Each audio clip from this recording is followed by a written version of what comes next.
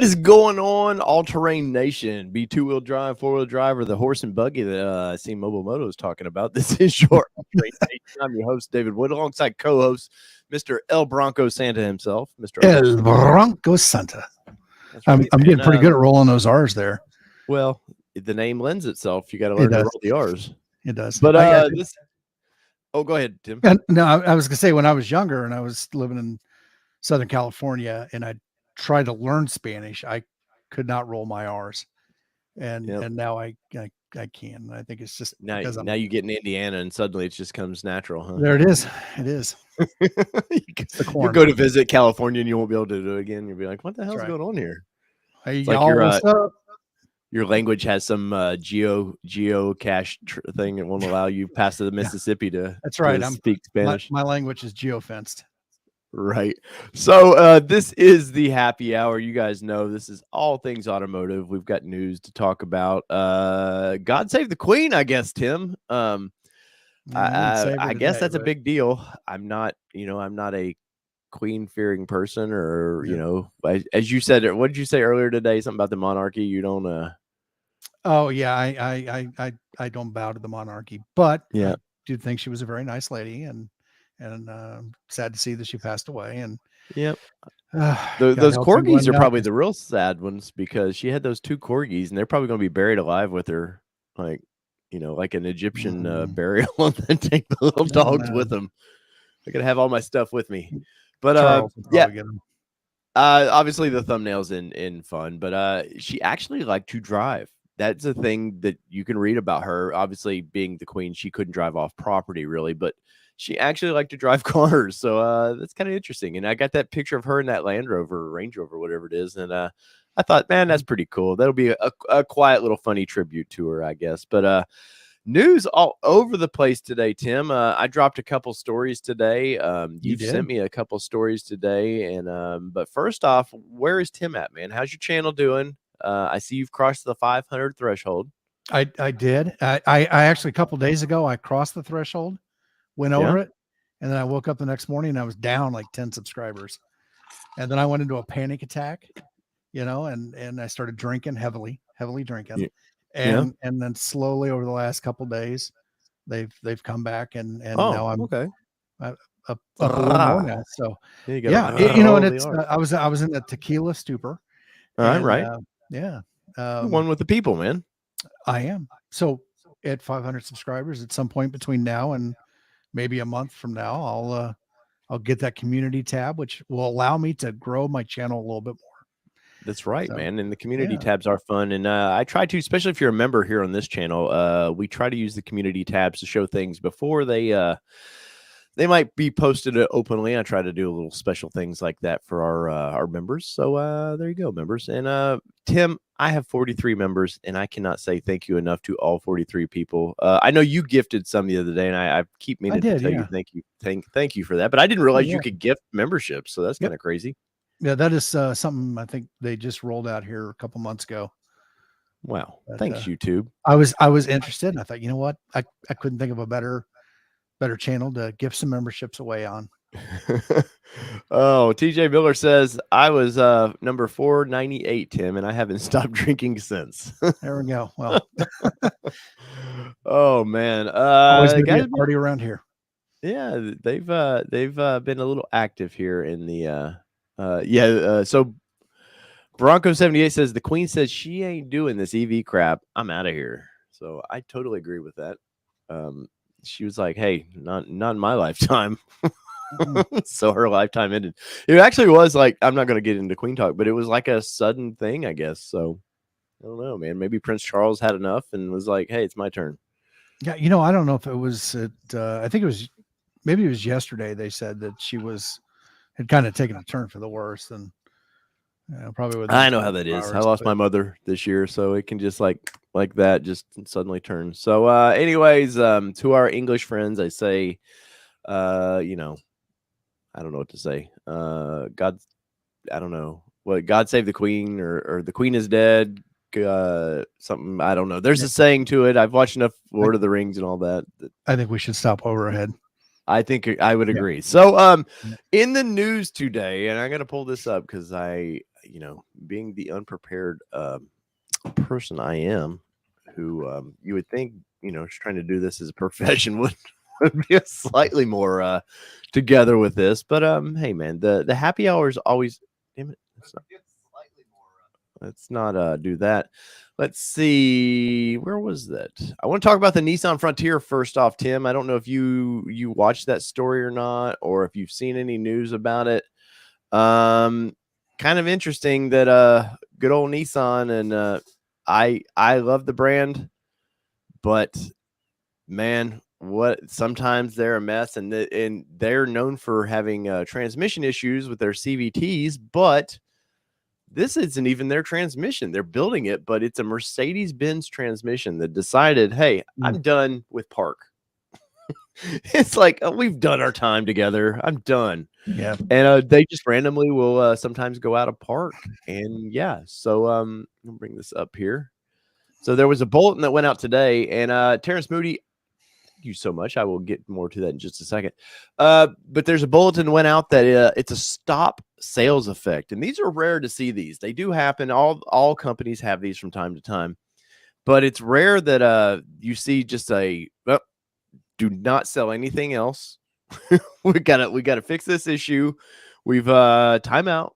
The coach is over there going, hey, time out. We gotta fix this problem. But the funny thing that stuck out to me, so the Nissan Frontier has been out for just a little almost a year now, and it shows affected population of 89,000. Now the Nissan Titan, which I've owned, I think it's a great truck. It just doesn't sell for some reason. From 2020 to 2023, 58,000 have been affected. I mean, like none. If you look at dealer inventory for Frontier, it's 6,200. Dealer inventory of the Titan is 1,600. Man, that's like I know mega dealerships for Ford that probably keep nearly 1,000 around. Like, so that 1,600 number on the Titan, is that included in the affected population? Or is that I would say so. Ones that are already out in the wild? Well, I mean, affected population would be total in the wild. So yes, dealer inventory is what's actually on, I'm assuming, the United States. But yeah, so there's 6,200 of those floating around that may need a new transmission, and it could be a software issue. The more these transmissions get less mechanical, I hate to say, they're more getting computerized, that sometimes software issues. We all know it's not used to have a manual shifting, even for an automatic. It manually pushed this thing into neutral. That's all gone. It's all shift by wire now. And yeah, so it's a little crazy times, man. But I was talking to somebody earlier, and they're like, this is why I always push the parking brake on. Oh wow, that's that's interesting. So they're CVT transmissions then? And no, these are actual. These are 9-speed actual transmissions. So CVT they do in their little cars and their small SUVs. Okay. But these are all actual. It's a Mercedes-Benz designed transmission. So they used to run in the Frontier, they ran a 5-speed transmission, and in the Titan they ran a 7-speed transmission. And with the new models coming up, they've bumped them all to 9 speeds, looking for efficiency, basically. And well, that's why if you look, it says the D40, D41 Frontier. So in 2000, I was at the Chicago Auto Show when they debuted the new motor transmission option for the Frontier, and it was still in the older looking truck, which boggled a lot of people's minds. But yeah, they're rolling with that now. But the real surprising one was the new Z. The brand spanking new Z, and Nissan's been made aware of this since I want to say it was February or something of 21. There was one reported case, and what they do, and every company does this, they'll pull that transmission out, they send it back to Japan. They're looking, how can we replicate this issue, because they do take this seriously. Like this, when vehicles like parking issues, especially, you take that pretty seriously, because one bad thing, you could really get somebody hurt. Even maybe a small kid behind a vehicle. You just, worst case scenario could be, devastating to a family. So they do take it very seriously, and they could never, what I was reading, they could never get to duplicate that. And then just a few more started popping with the same issues. So, it came out that timeout. let's solve this problem before it gets much worse. But Z is just hitting the literally just hitting the states. Shows dealer inventory of 17 Zs, but affected 220. And I know some of those have already been sold as far as the affected population for Z. So that's kind of a black eye for that, you know. And of course, Daimler Chrysler is just going to be like, "You built it, we just designed it." So that's 220 on the Z in the U.S. market, U.S. Canada market. Then, yes, okay, yes. I would think they'd have to have more off the line than that. But well, it's that car. I mean, I'm talking. It literally like 3 weeks ago just hit the shores to start going to dealers. So, and I guess all those dealers now with those marked up Zs, man, they might have to really hold on to those for a while, because I was seeing Zs right now.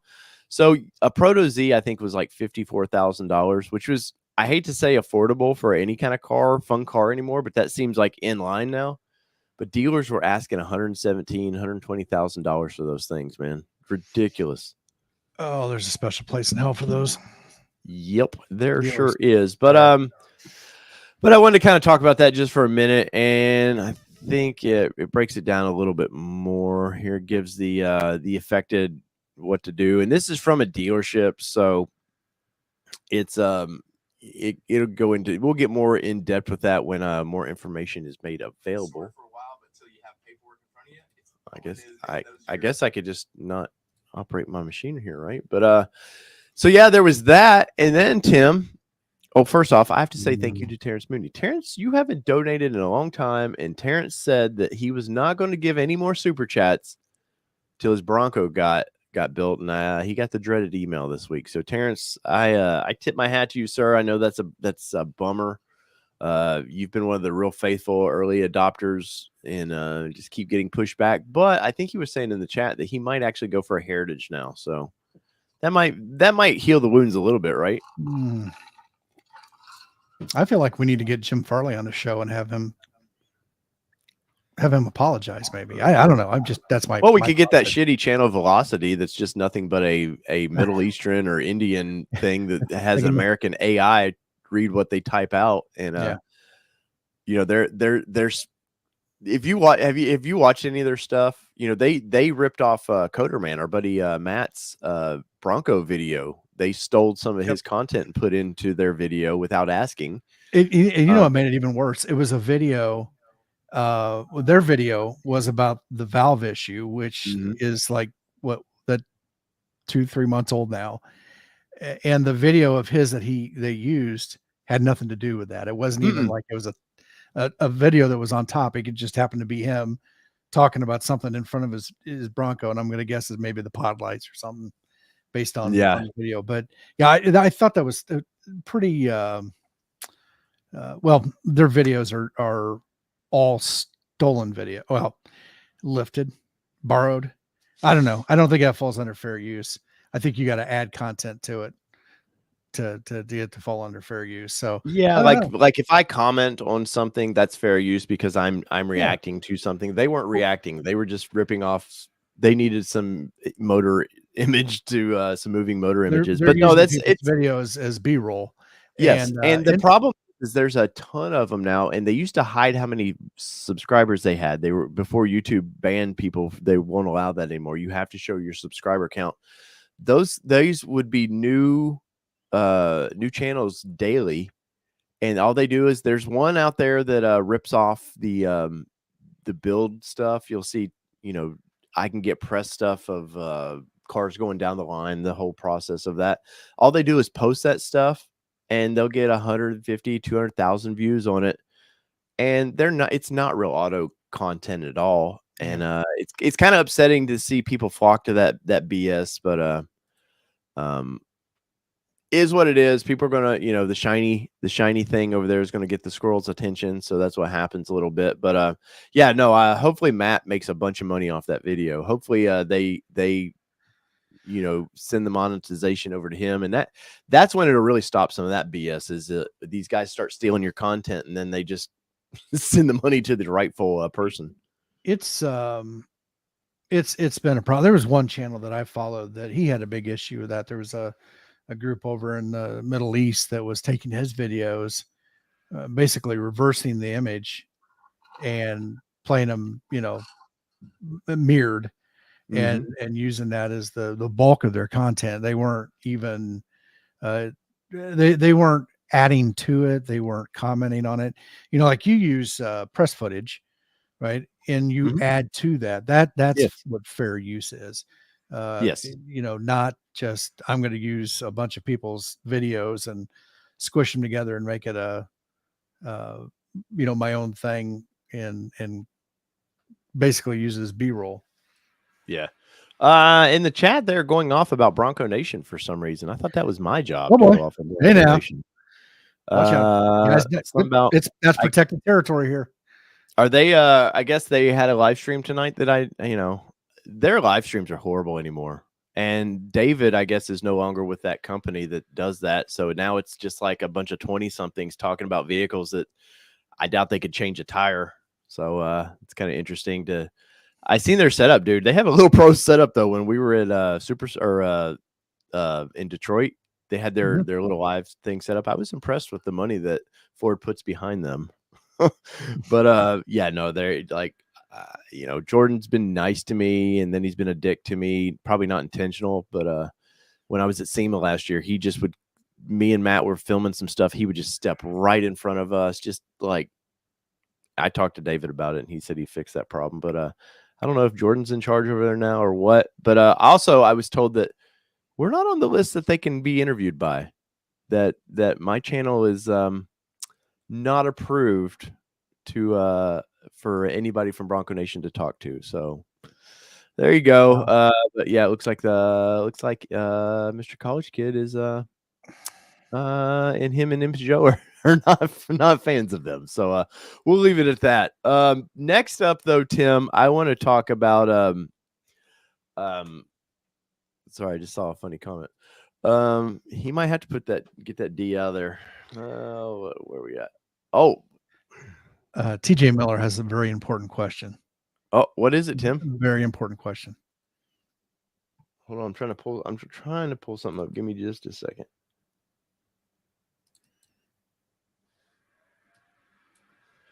All right, where is TJ Miller? What's his question there? Dave, oh, there it is. Dave, what is your bourbon of choice tonight? I am in a Maker's Mark tonight. Well, so last show I talked about this Heaven's Door that Flo sent to me, and I greatly appreciate that. But tonight this was from Supercell East, and I forget who gave it to me.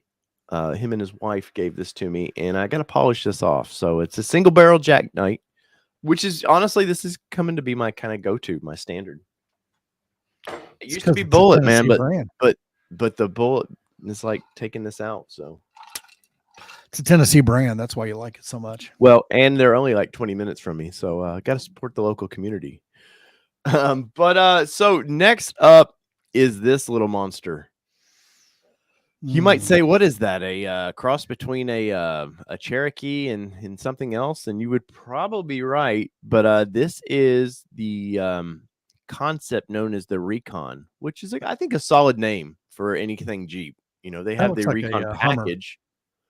But this is what's going to be probably not I won't say the Wrangler replacement, but I think this is what is the intent behind this little thing is to ease Wrangler owners slowly but surely into more EV products. I don't think the 4xe for Wrangler has been a hit by any means.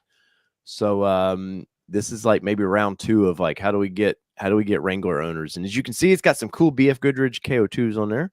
It's got the little towy hooks and some LED lighting. And well, after that, it's like, I don't know, man. I've seen a lot of people go, well, it looks like the side of a Bronco. And I don't know that it's very Bronco-like. We'll throw this up here. This is the back of the thing. The taillight's definitely a very Jeep design, Wrangler design taillights. But Tim, one of the cool things that I actually like about is the fact that you can go doorless.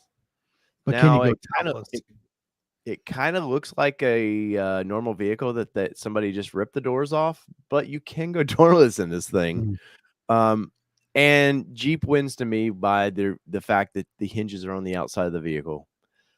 I love my Bronco, but the hinge design, the way they've done the hidden design of the door, I could give or take that one, man. So you notice what's missing with the doors, right?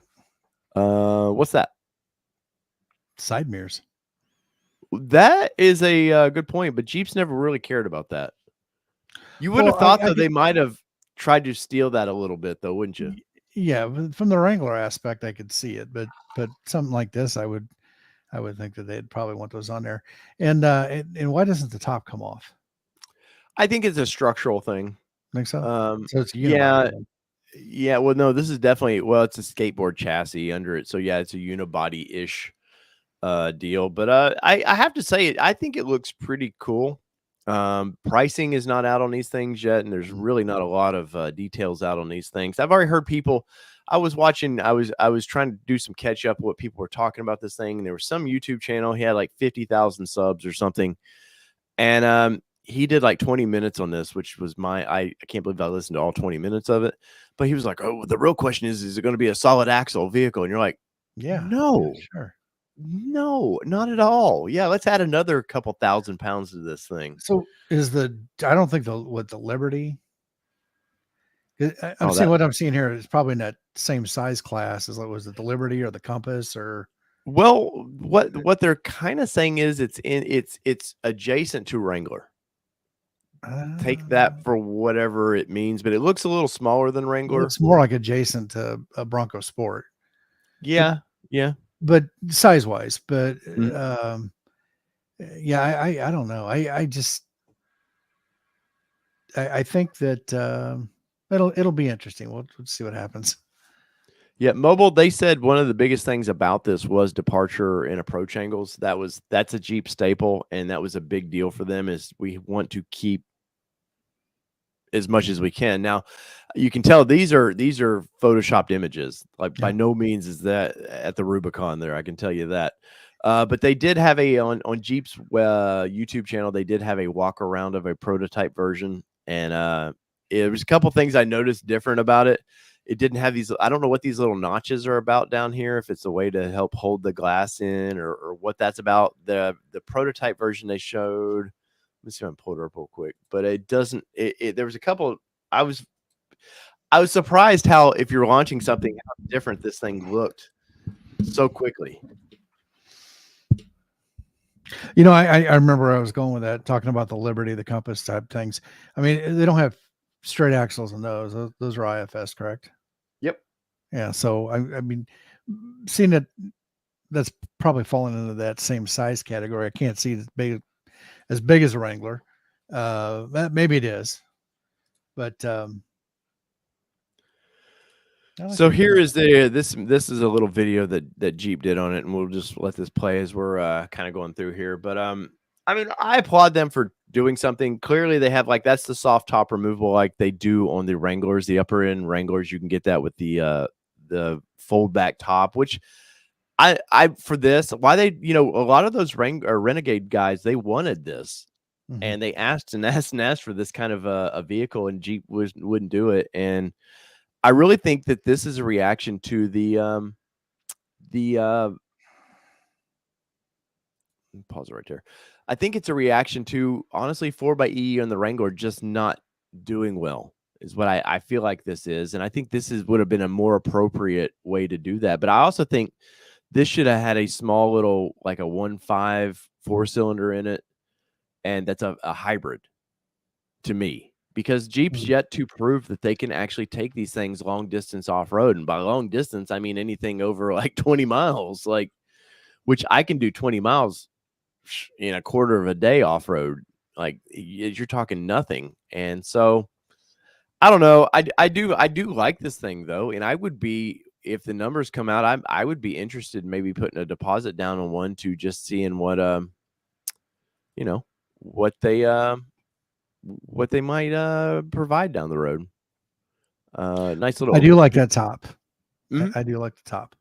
Yeah, and why Bronco hasn't went down this path a little bit, I don't know. I don't know why they haven't tried to go down that path anyways, but maybe maybe they're saving that for down the road. But ultimately, though, I like this little thing.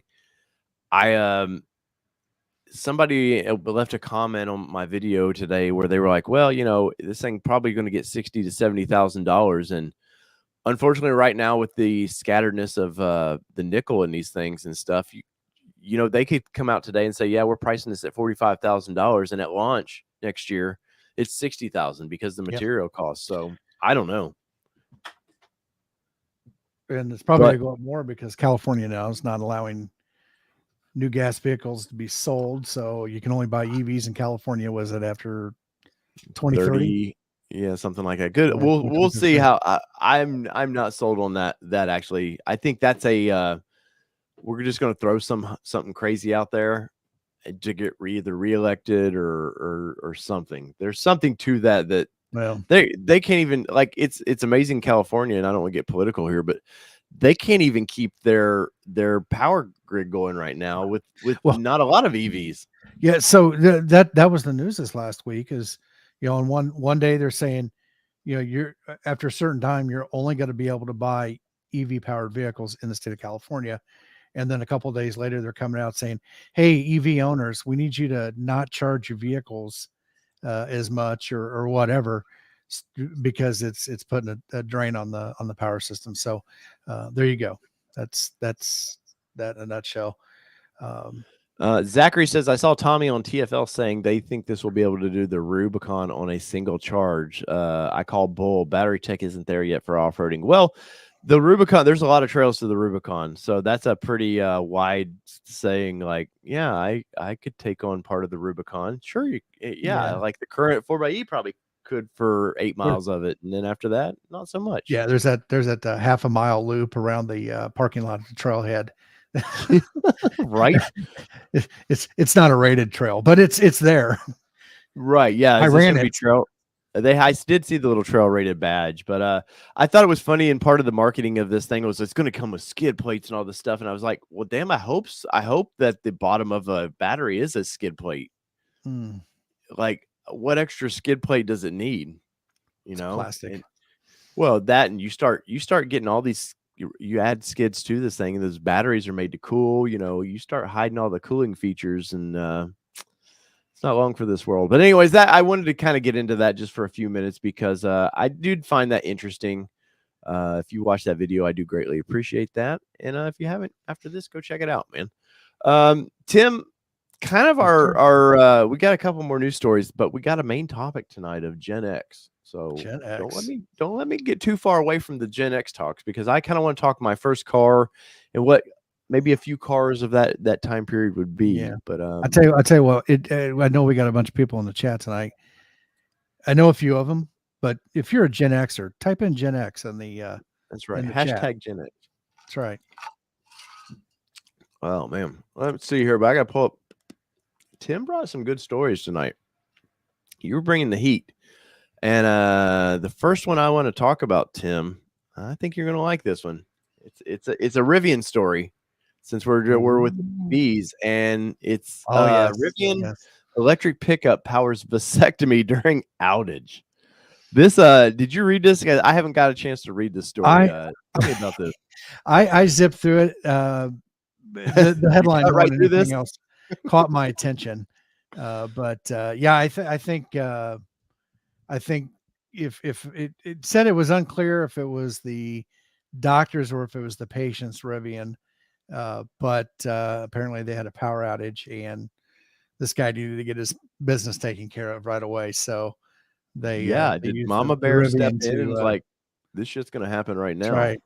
You're gonna go home with a bag of peas and ice. That's what I heard.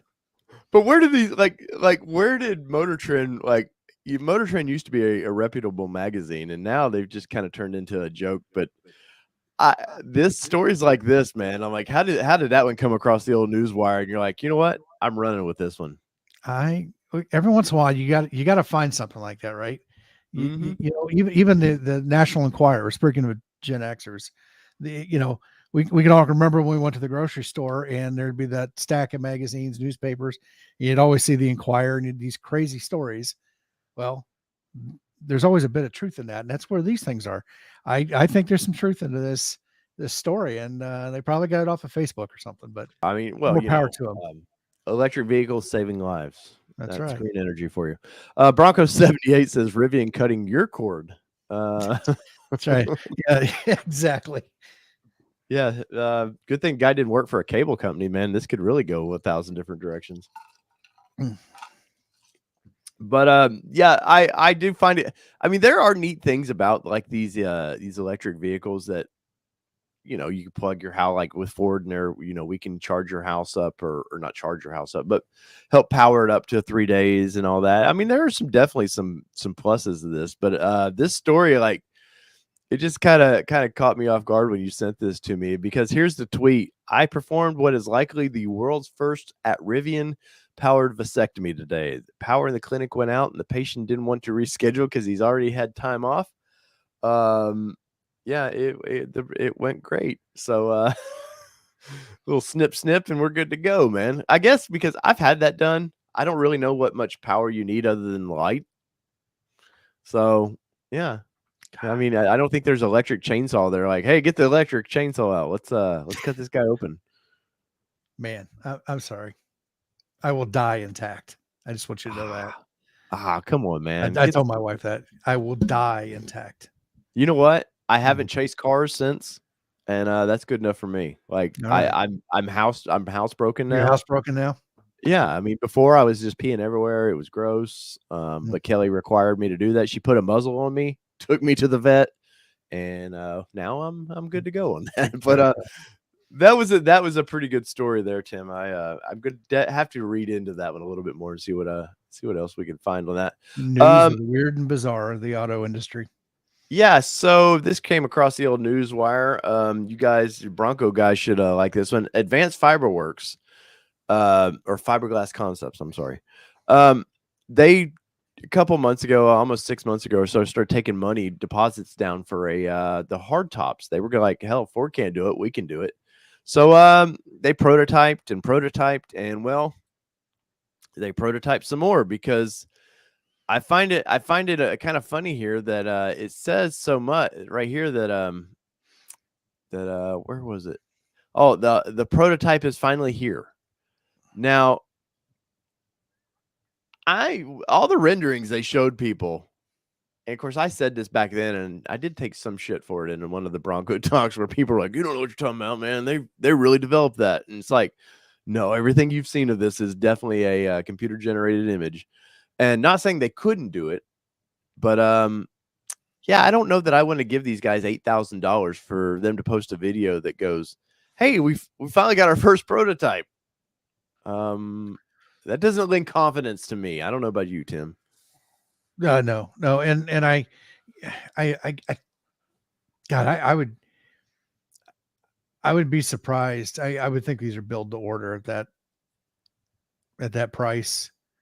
Because yes. I can't see thousands of Bronco owners running out and saying, I want a aftermarket fiberglass. Yeah. Top. I will say though, from what I've seen here on Instagram, it actually looks good. Mm-hmm. Like the plastics of it, or I guess that's plastics of it. Maybe it's fiberglass. It looks good. The glass on it looks a little bit different. But yeah, no, that's I wouldn't mind having a hard top to run in the winter. I'm not going to lie. Like, my soft top's perfectly fine on it, but I wouldn't mind a hard top to throw on there, but not for that kind of money. Just remember, hard tops get in the way when you want to pop the top off and go snow riding, snow wheeling. That's true. Snow wheeling in Middle Tennessee. I think I had mine for like 3.5 weeks and we took it out. I think you were first. I think you were the first Bronco channel to live stream from the Bronco in a snowstorm with the top down. Hey man, we do that for the people. We do that for the people, sir. That's right. That's right. But that's the kind of stuff that a membership. That's right. And speaking of Bronco, we'll wrap the Bronco news up with this. Mm-hmm. Ford buyers are spending an average of $1,700 on Ford accessories. Now, I've seen some funny comments to this, where it's like, yeah, buying the parts that should have been on the vehicle to begin with, and stuff like that. But where are you at with that number, man? Because maybe that's just with Ford Performance, but I think they're spending $3,000 to $5,000 easily more. I haven't yet, and I don't know if I want to add up how much I've spent on aftermarket stuff. Yeah. So yeah, I think that number definitely is just Ford accessories. And I think probably what they're doing is they're taking all the owners across the board. Some people Mhm. haven't put any kind of aftermarket stuff on their vehicles. Some have, and that's just Ford accessories. So, uh, and I don't know if that includes, like the bags for the doors and the other stuff that you can buy when you're ordering your vehicle. Mhm. The tops, and not the top, but the like the Bimmy top and things like that. So I don't know if that's that number, or if it's stuff that you can get off the Ford accessories website, or Well, like that a little bit cabinet of that I both. got, they're $600 or $700 for that, and I know people that wanted that at launch. They wanted that kind of stuff. I can see even with Ford Performance doing that, but I will say when I saw that four wheel parts Bronco there, and this is kind of off topic, I was like, damn it, those wheels and tire combination just is like I need that in my life. I actually got to see this truck in person, and it's pretty nice truck there. I don't know why Car and Driver is using another manufacturer to talk about Ford, but it kind of talks about here Warren, Yakima, others supplying the goodies that Yeah. Ford's selling, and I would bet money that this is including Bronco Sport guy.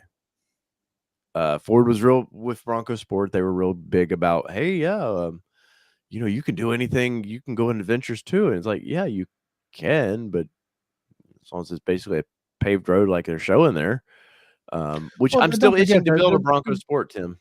the Bronco is it it gets you to the adventure. The Bronco is the adventure. That's Yeah. that's the way I like to look at it. But there was a video of a guy that took a Bronco Sport out on some pretty hellacious trail, and for the most part made it through it. Yeah. And there's some clearance issues, and that wasn't necessarily a bad thing. The Bronco Sport held its own No, I think you could take for it to that. Hell's Revenge or anything in a Moab, you'd be fine. I like to poke at those things, but I mostly like to poke at that vehicle because it was a Ford dropped the ball and should have Yep. released that after the big Bronco. But Oh, and that's definitely, I hear that a lot. Somebody's like, "Oh, is that a Bronco?" No, no, that's not a Bronco. That's a Bronco mm, Sport. yeah, It's shares name only, and and some badging, and that's about it. not knocking it. Just I think I agree. I think Ford should have released that after, because that left a lot of people thinking that that was the Bronco. Mhm. And Oh, yeah, there was a ton of Jeep dealers or Jeep yeah, guys that would pull up next to those and be like, "That's what it is? That's a joke." but I'll tell you what, that has provided an opportunity to see the dumbfounded look on Jeep guy's face when he's sitting there at a light and you come around the corner and he realizes this is a Bronco, Yeah. and Oh, he's yeah. got that, oh my god, I've seen a dumbfounded look on rash his of face. or a run of people being flipped off by Jeep owners lately. They're posting about it, I've and gotten it. I've gotten it too. I have don't you know what it really? is. Yeah, it's about uh, about a third of the people they'll wave. I'll wave. They'll wave. It's not a to me it's not a chest beating competition. Yeah. But some about a third will look. They'll go out of their way to not to have to see you, and then another third either give you a dirty look or flip you off or whatever. And I don't know what that's all about, but oh well. Terrence Mooney, what is the score at halftime, by the way? Mhm. Let's see, Momomoto, I could never own a Jeep Wrangler. My parents are still married. That's funny.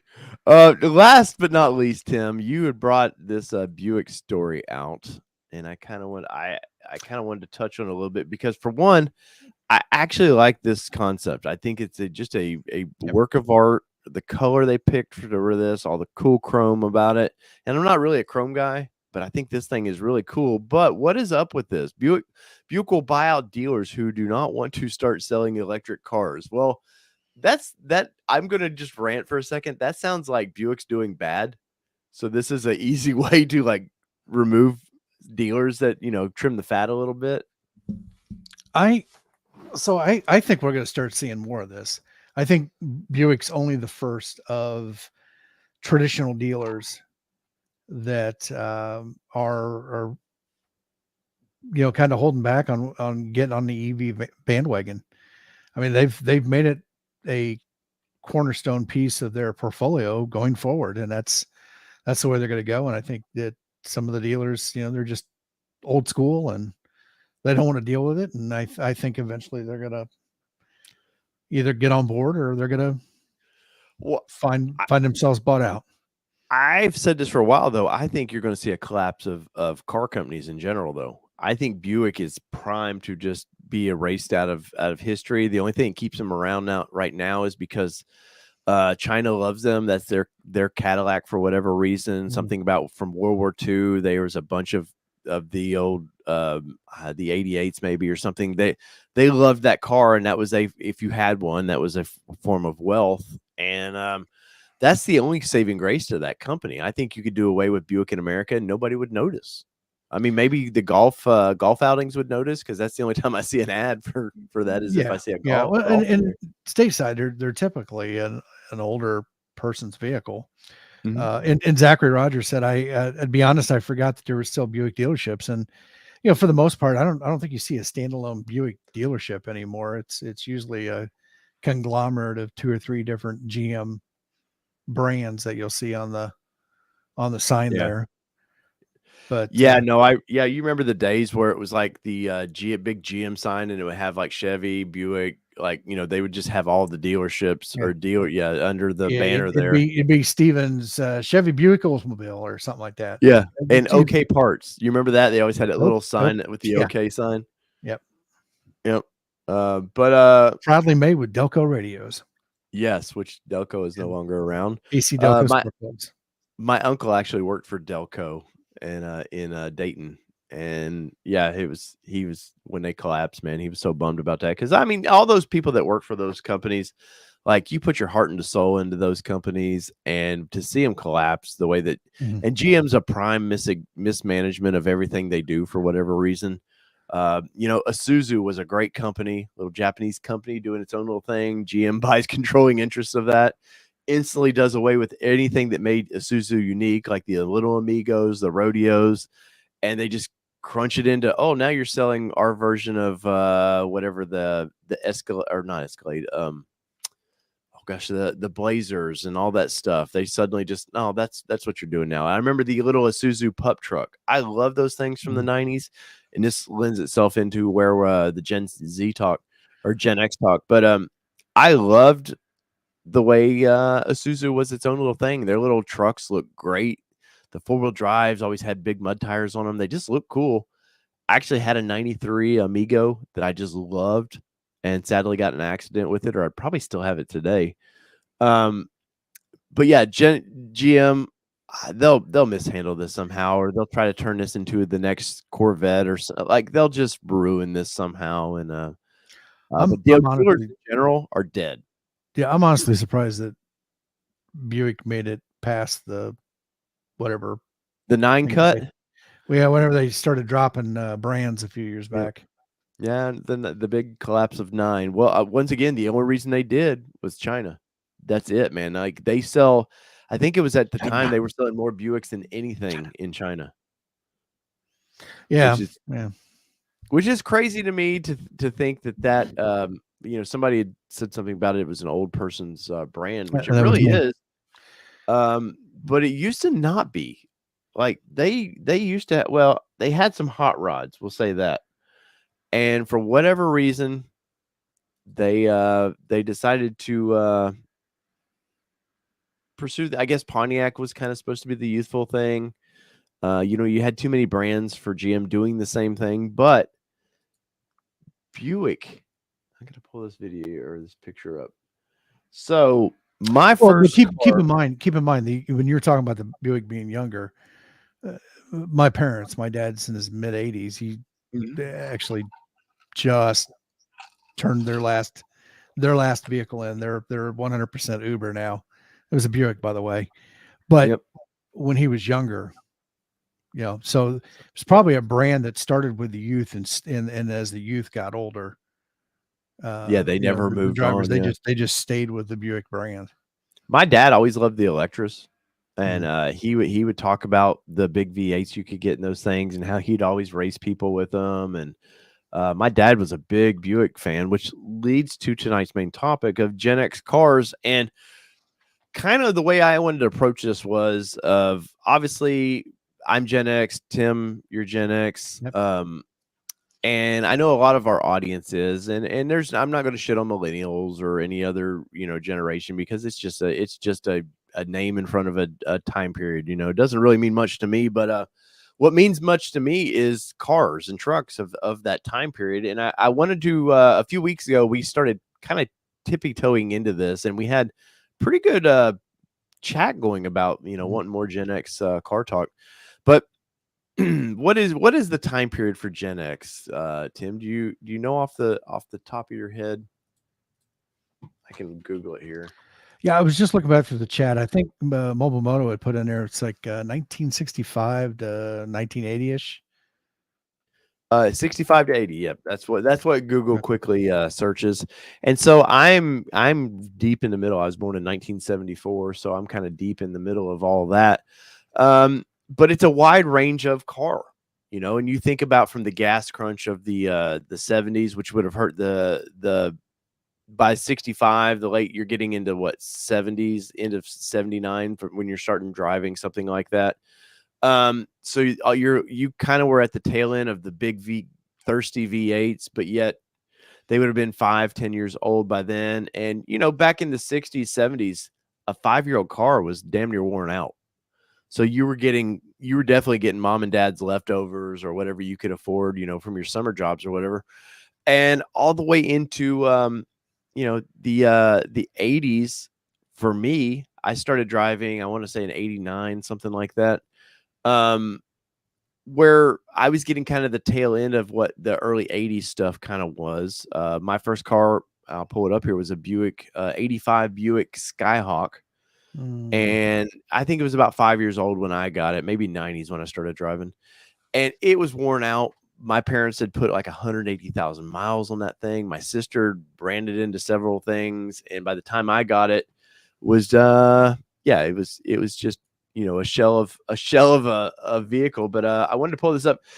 The thing with these, I don't remember what they called this chassis on these cars, but all GM had to do was put a new front clip on it and a new rear clip on it. It was a brand new vehicle, man. But there was this promo here I was watching, and we'll pull it up on YouTube, because it was kind of hilarious. This lady's talking about how sporty this car is, and then you got they're talking about what a youthful brand Is that Buick Alex was. Trebek? No.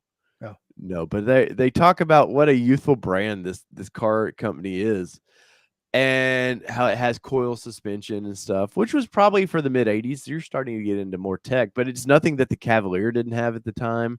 The S2000 or 6000, whatever they called the Pontiac version of this, it was just the same damn car, man. Other than,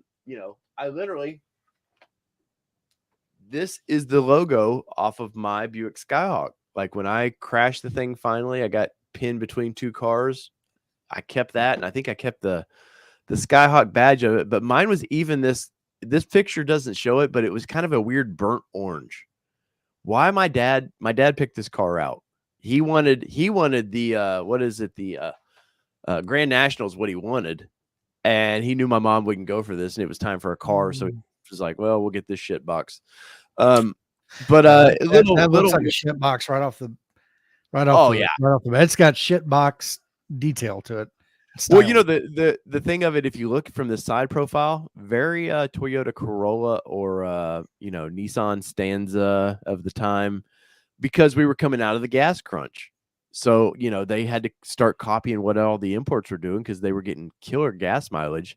But this thing had a turd little. They're getting their ass kicked. Was handed to them by Honda. The Civic was ginormous back then. Yeah, but this little turd had a little 96 horsepower 4-cylinder in it that would crack heads like crazy. If it ever overheated, forget it. You're gonna have to put new heads on it. Ended up the transmission, of course, it's front wheel drive, so I had many seals go out in the front transmission that I had to replace in this thing. Of course, once again, it had 180,000 miles or whatever on it. Then when I got it, it was pretty worn out. But dude, if I could find one of these today, because it being my first car, I may actually own one. And they did a station wagon version of this thing that I think would just be the most fun thing to have and driving around town, kind of restore it. Now, are they worth anything? No, they're not probably even worth the scrap metal. But I just think there's certain cars of our time period that, did I want this as a first car? Hell no, man. I wanted something sporty and fun. And my parents gave me this car, so I was in no position to I didn't have any money to go out and buy my own car. Free car is always the best car. That's right. I had to pay my insurance, and that was about it. So yeah, no, but I have a lot of good memories in this little shit box, man. And Tim, what was your first car being a Gen Xer? Mine was a 1979 Chevy Shit-Vet. A Chevette. A Shit-Vet. You and my best friend would he had a Chevette and I had this. I had the more modern version of the Chevette. Yeah. What year was yours, you said? 79. It was I believe a 1.6 liter shit box. 4-speed manual transmission. Yep. Let's see here. What color was yours, Tim? Silver. Oh, you had the sporty silver? Yep, sporty silver with black accents. Dude, we gave that little car hell though. AM radio with a FM modulator. Well, I guess an AM modulator. I guess it would be an FM modulator. But so you could listen to FM radio. You'd have to play it through the AM, and we called it AM Jam. That was our nickname for it, AM Jam. In mono, of course, because it only had a single speaker on the dash. Oh, that's right. Yeah, in the center of the dash there, right? Because I remember they would dry rot. The little perforated holes would always dry rot and collapse. And let me see. Was yours a 2-door or 4-door? 2-door. Ooh, you were a sports. It was sporty guy. Sporty. Yep. I remember. Yeah, there you go. That looked like it right there. I remember one time the gear shift just came right out. The handle broke. The retaining clip held it. That was holding it into the. Really? Broke. Yeah. Oh God. Yeah. That was a joy. What an embarrassment, though. You have the Vet. You have the Corvette. And what GM exec says, you know what? Why don't we take our little shit box and we put Vet at the end of it, and people are going to flock to this thing. They're going to be hot sellers. From a get back and forth to work. It was actually my parents' car too, and that was their first car coming out of I believe it was a 69 70 Chevelle Malibu. So a bigger engine and everything. So this was the smaller dad back and forth to kind of work car for the better gas mileage. So it was well driven. It wasn't bad. It got me around. Yeah. And this competed with it competed with like the Ford Pinto, which is, I don't think it was near the explosion. Yeah. Which is, what was it? I think a 5-cent part would fix that. And Ford was too cheap to do that one. But no, these cars actually, me and my best friend had a ball with his. We put big speakers in this thing. We thought we were cool. We had wheels, which is crazy with my son's generation, because my son, till basically he had to get his license, had zero interest in driving. Like for me, I didn't care if my little Buick Skyhawk was not what I wanted. It was transportation to get me to go see girls or get a job to like earn more money. Just get the hell out of the house. And it's my oldest son he's getting ready to turn 22. So same kind of thing. He almost had no interest in driving. And it wasn't until we basically said, you will go to driver's ed, you will get your driver's license. Is the same kind of way. I mean, they were able to do everything that they wanted to do or ever needed to do. They could do online and hang out with their friends and not have to, do it like we're doing here, in a chat thing. But, Yeah.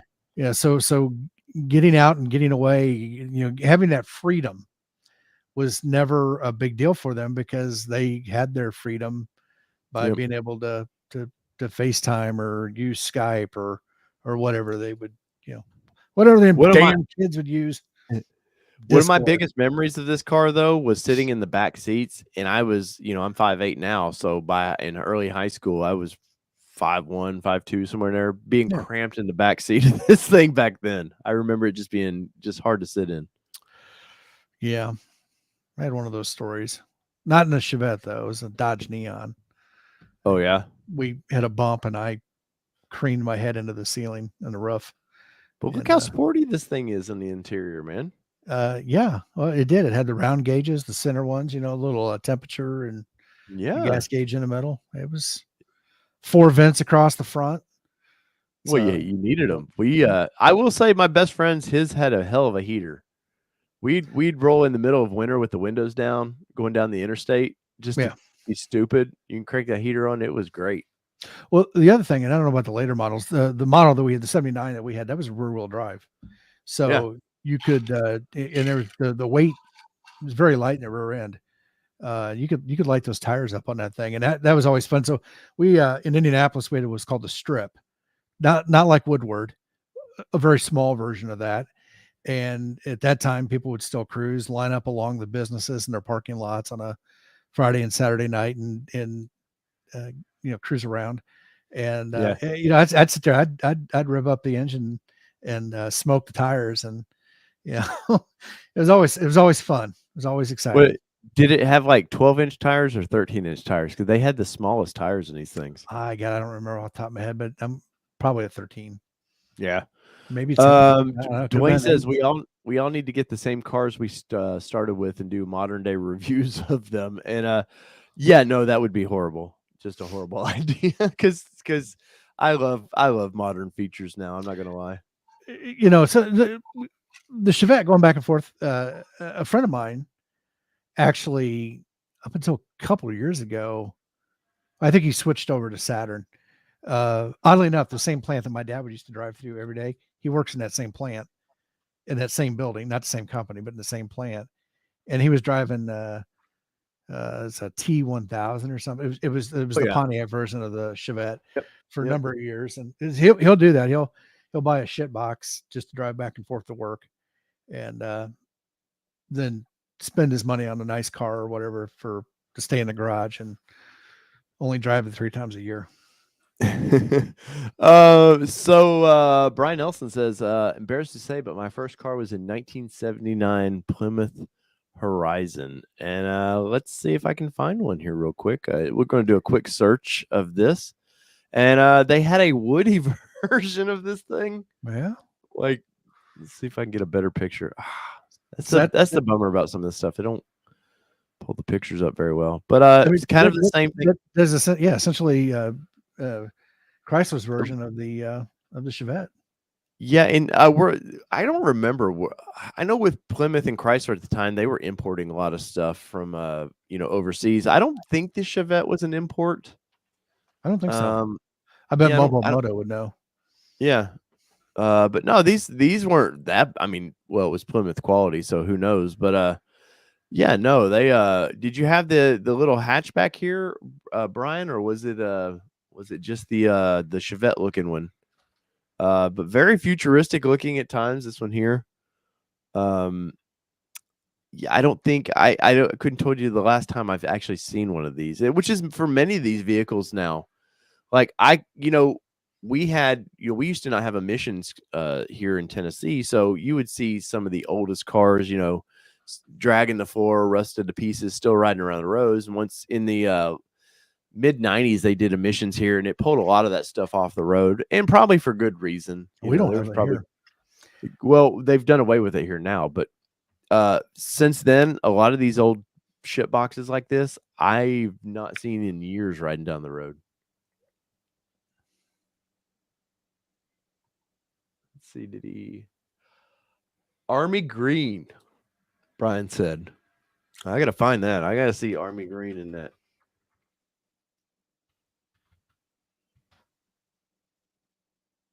Oh, come on, pull it up. Let's just put green in the old search just to see what happens. No, I see some. Well, maybe that's that ugly green. Coming out of the 60s, 70s, yeah, you were getting some weird colors. And what's funny is now some of these colors are starting to pop back up. Yep. You know, you see this color here and you go, well, cactus gray is not too far off of that. Sticking with the Chrysler theme there, Da Vinci said he had 1985 gold LeBaron convertible.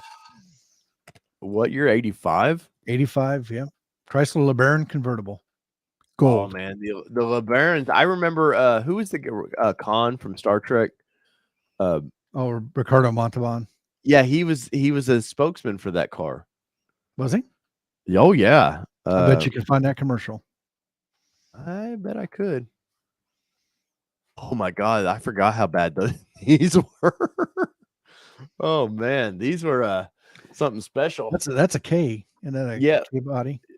Yeah, they were K cars. Oh, I gotta pull this out. I'm gonna see if I can find the ad real quick. But I remember seeing, there he is. I knew it. There he is, right there.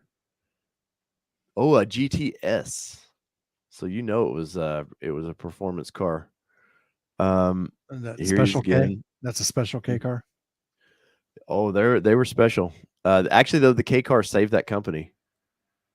They sold a bunch of those. Look, is this him? Yeah, on a damn horse farm. He's in a tuxedo. Let's see if I can find this ad.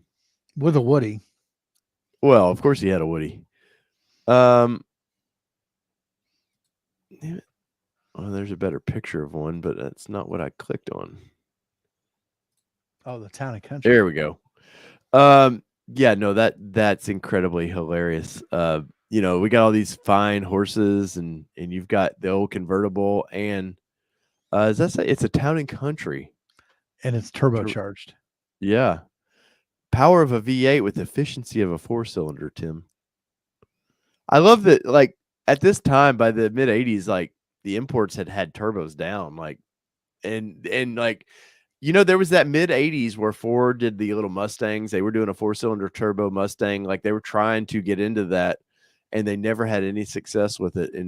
But all those companies were advertising back then. Look at the estimated fuel economy of 23 highway, and it says 20 city. So what is that? A combined of 21, something like that. Yeah. So scroll back up to the top of the ad there. I think you missed the headline. The new science of luxury. Yeah. He looks so uncomfortable there too. Yeah. He's like, how much am I getting paid for this ad? Because it's not enough. I think he's like, I smell horse shit. Oh, yeah. No, yeah. It's that's hilarious though, man. I love it. But this is definitely a station wagon version. Well, you could have some action there. You didn't see a kid roll up in a station wagon going to take somebody's daughter out because, yeah, you know. Yeah. But this is definitely a car of Gen X, man. Like, it was going to be used by the late 90s. You know, when you started driving, if you were a time period of me, you might have got one of these shit boxes, you know, like, and you were damn happy to have it. Now, the Woody part of this thing, I don't know, man. Like, was there something in the 80s about trying to make the Woody happen again? I don't know, but let's see. Mobile Moto says Diplomats were awesome. I think that's another K car, wasn't it? It's a Chrysler. I don't remember that one. Let's look that up.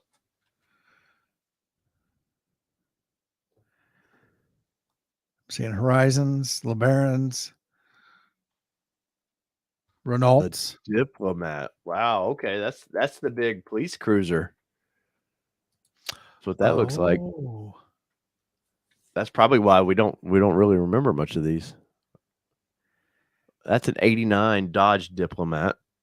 yeah. Um, yep, classic '80s cop car. I suppose you Uh, probably see a lot of those if you watch Smokey and the Bandit.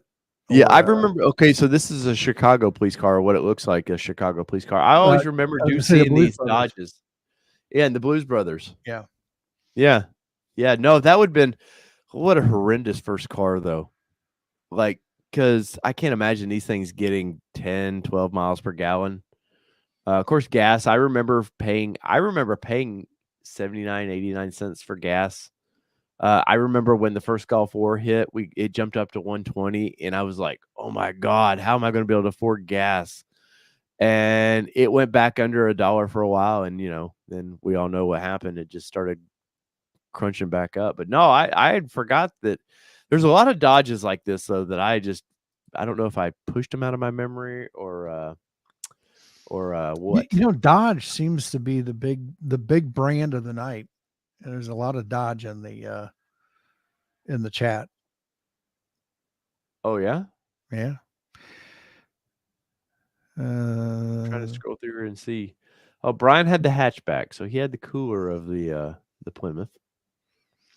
One that my friend down the street, his parents were big in the AMCs, and so they had Gremlins. had not the Gremlin. They had the Pacer X. Oh yeah, Not the Pacer. yeah. Pacer X. No, yeah, because I It was a remember bubble. the X. It was like it had kind of like a bubbled Mm-hmm. kind of top. My best friend's aunt had one of these. And I used to back in the day think this was such a cool car to when we were kids before we could drive to ride in. Yeah. They but I guess they have quite the cult following and an enthusiast group on there. And then Really? they also had the Scout too. Scout they had a Well, was the several Pacer Scouts. this Pacer X, was this from Wayne's World? I believe they had one in there. Yeah, I think they did the Bohemian Rhapsody scene cruising around in a Pacer X.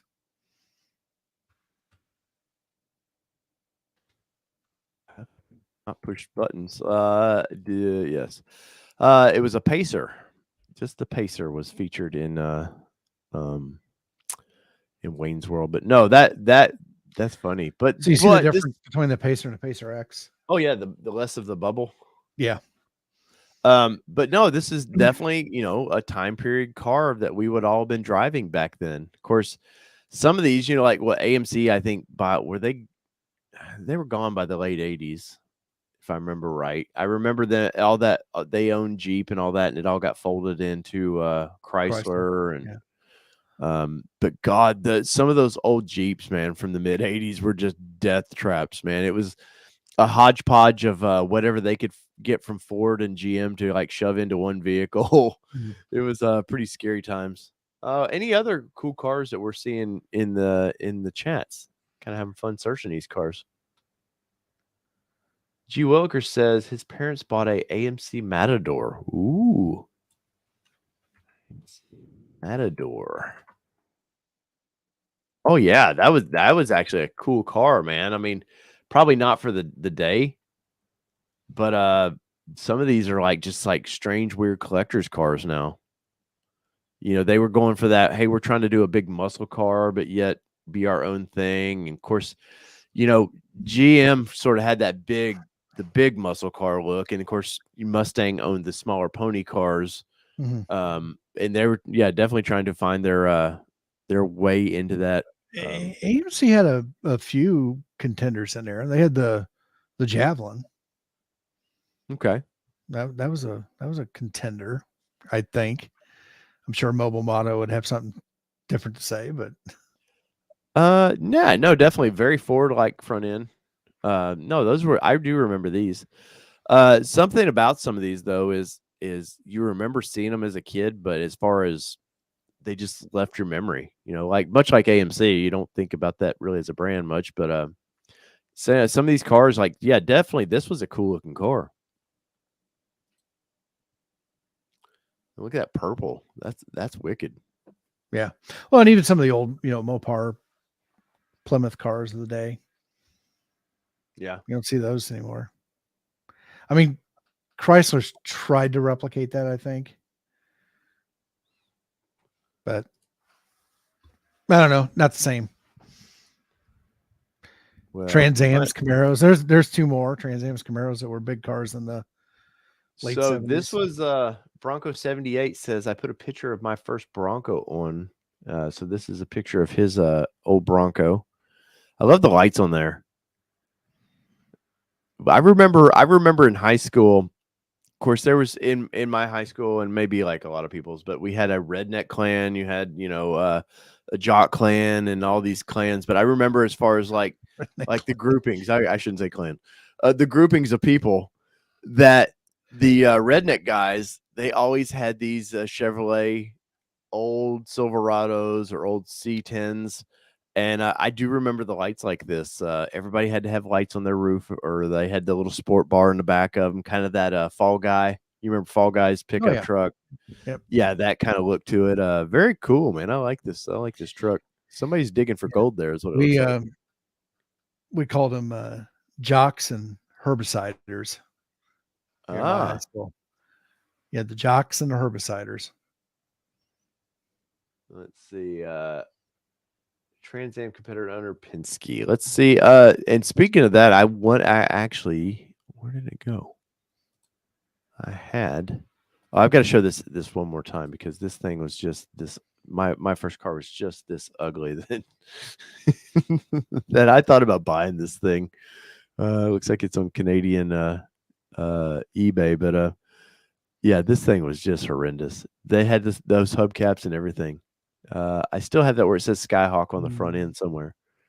But no, it's like a mixed bag of yeah, it's just a clusterfuck is what my first car was. Let's see, the 1982 Firebird. Look at this. Let's see the Trans Am. Most of them seem to turn into kit cars for obvious reasons. I want to pull up an ad because I had one up earlier. There, I love this, Tim. I think you'll like this. List price of $10,949 for the 1982 Firebird, bright red. I used to love. You remember these ads that used to be in newspapers like this? They all had the same font. The type style was from newspaper to newspaper. They didn't change much. But look at the estimated gas mileage on this thing. 35 highway, 24 I don't know if that's combined or what. The bright red with black velour interior, 4-cylinder engine, 4-speed transmission, power steering, which was, believe it or not, like if you're a younger person watching this, power steering was not standard. I remember my brother's 89 S10, he bought brand new, and he did not get power steering with it or radio, and it was a 5-speed transmission manual.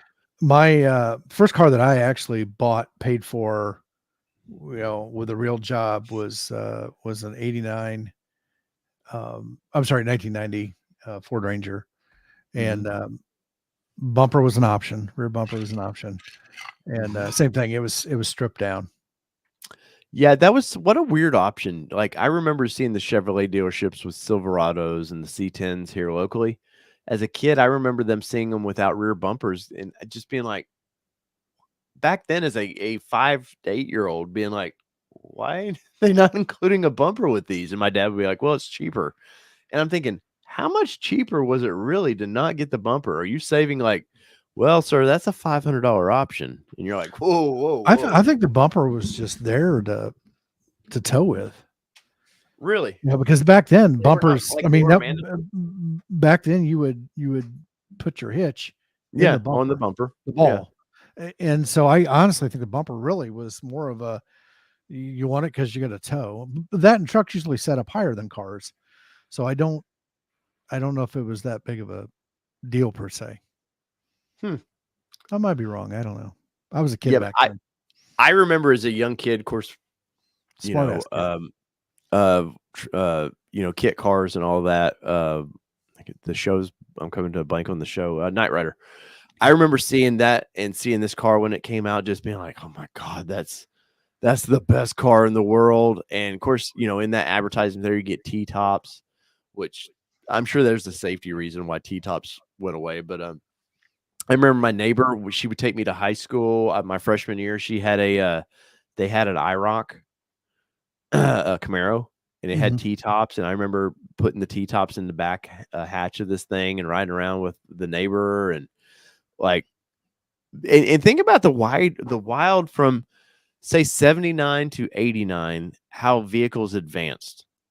You went from these big boxy looking things to very like this Firebird, very aerodynamic by 82, which I don't know if the Pontiac was a trendsetter with that, but you start seeing all these noses, these real, pushing the envelope of aerodynamics. And I don't think automobile companies gave two shits about aerodynamics before the gas crisis. I really don't.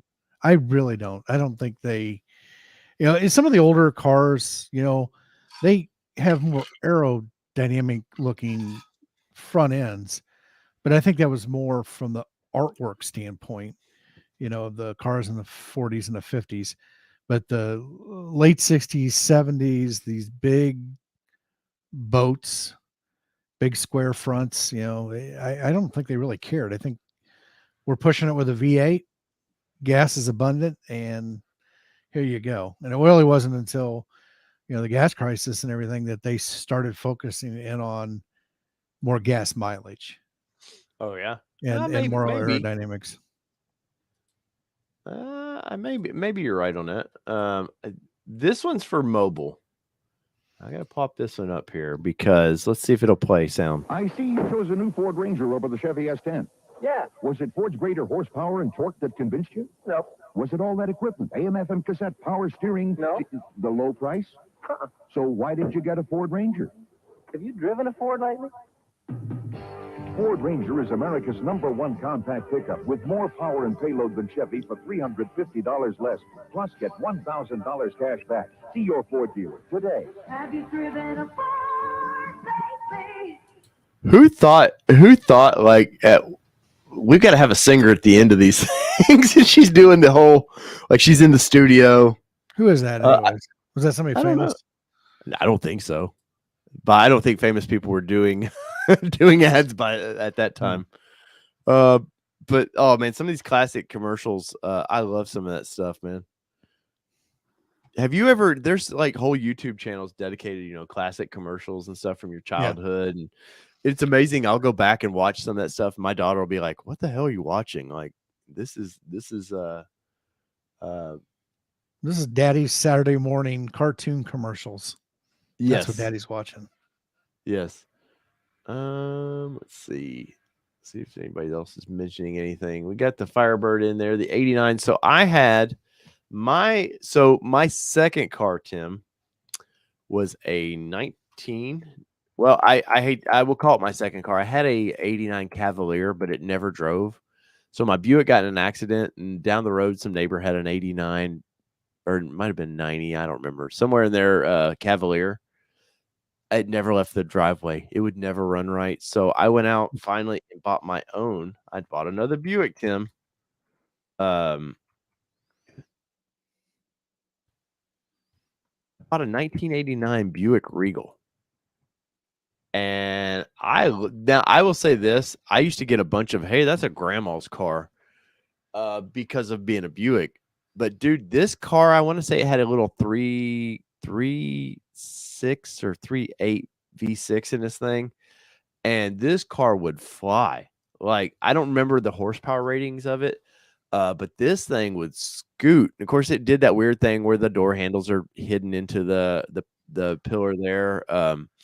But they did make a few sporty versions of this, but mine wasn't this grandma, but it was pretty grandma like. It was blue, and my license plate, I think it was like 819 Ant.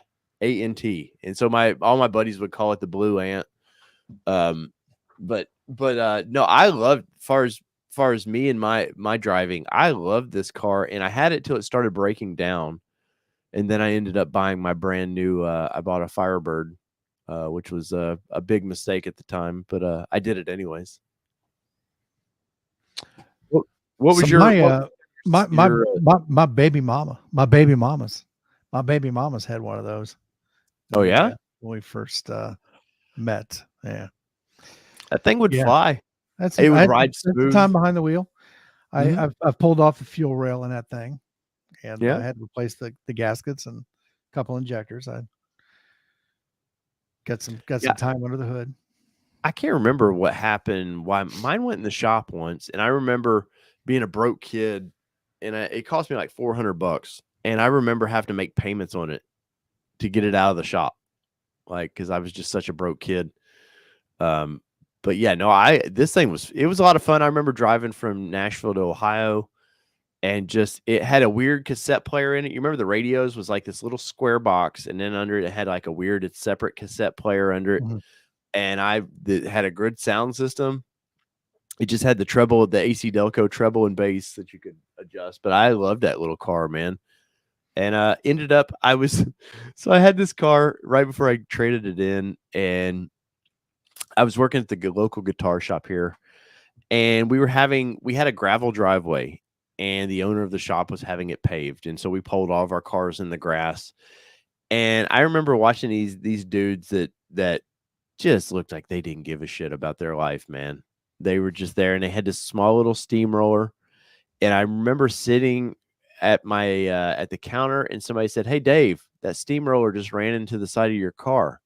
Oh And we were man. always pulling pranks on each other, and I was like, "Whatever." And I remember by the time I got it to the glass window to see it, it had bounced off my car probably twice and was going back into it. And what had happened was the guy got off of it, and I don't know if he didn't put it in park properly or what, he didn't do that little steamroller, but I remember seeing it run into the side of my car, and I was just freaking heartbroken.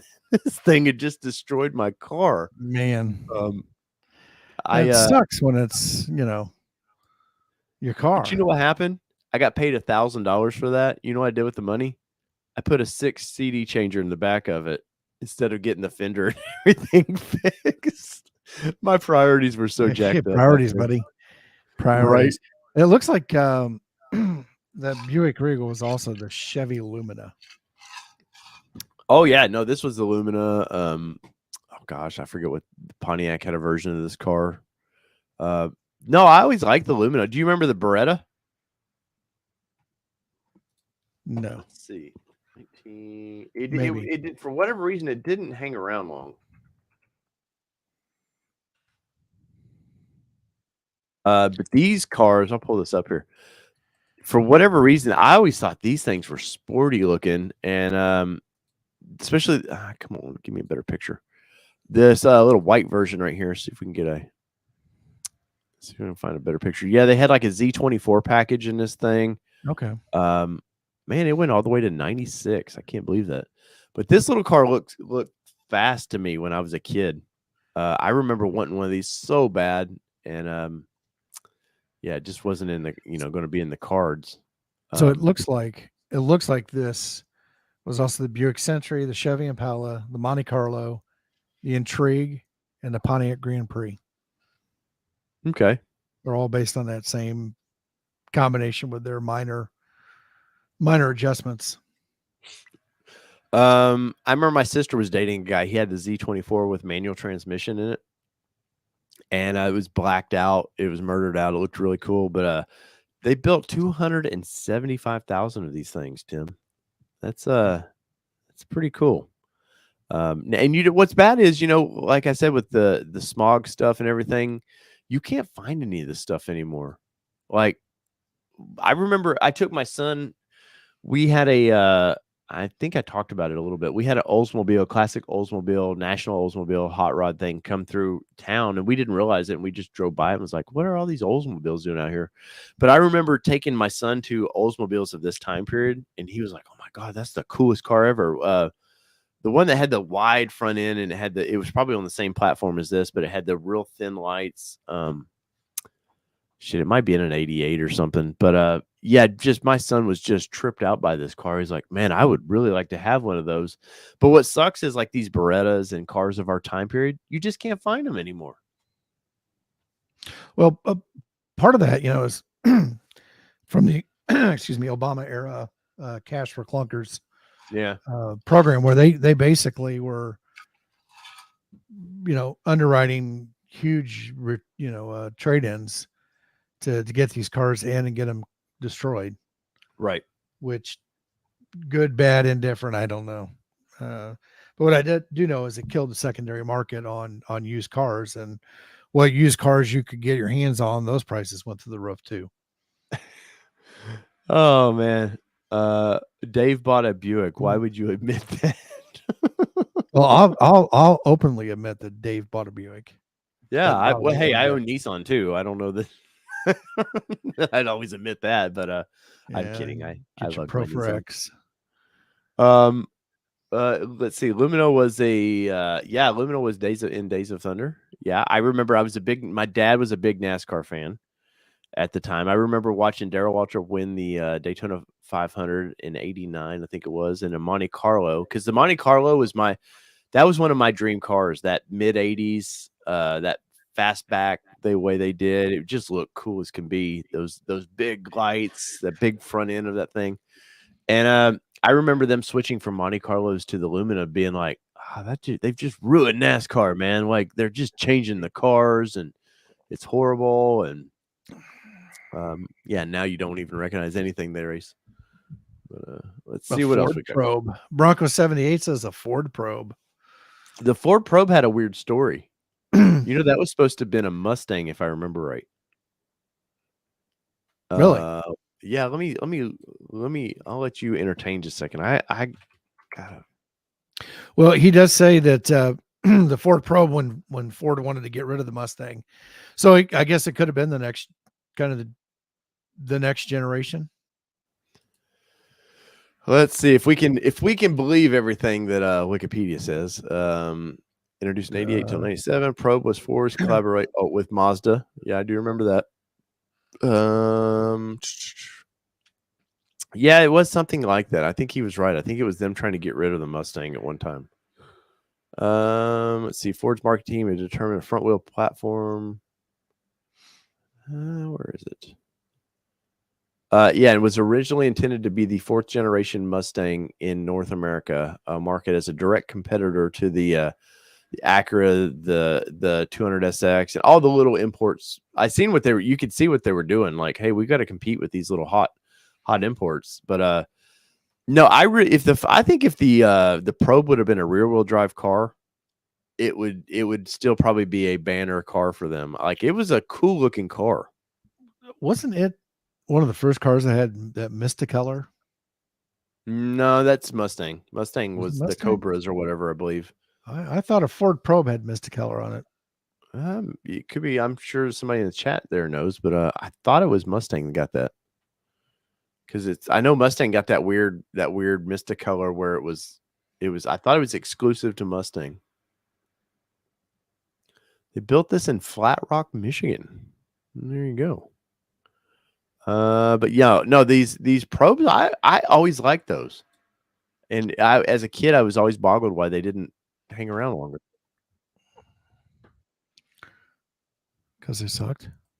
Well, I did hear. I'm looking at the horsepower. Looking at horsepower now, to 110 horsepower, or you could get the 2.2 turbo with 145 horsepower. So yeah, that's even back then. Like, I mean, I guess 145 would have been okay, but it would have been still kind of weak sauce.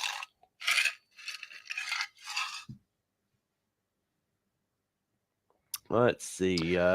So I'm just looking at the color palette here. For a 91, they had ultra blue metallic, wild strawberry metallic, twilight blue metallic, sandalwood metallic. There's a lot of metallic going on. Mm-hmm. Dark titanium metallic, light titanium metallic. Did they have a metallic? No, but they had race red or rapid red. No, they didn't. Red. Yeah, they did. Really? No. I was gonna say they had something called Rapid because usually they about every 15 years they change, even though it's probably the same paint code, they just change the name of them. Oh, we got a new Bronco sighting. I gotta give a shout out to Mr. SID Jake, who this is big news. He was all excited earlier in our Discord. If you're not in our Discord, you should be in our Discord. I'm sure Tim knows how to link us over there. Oh yeah. But yeah. I want to say congratulations, man. He just picked up his Bronco he's been waiting for forever. In that pretty blue, man. Is that lightning blue? I always get those names mixed up. Very cool, man. Non-Sasquatch package. So maybe he'll have plans to build it up.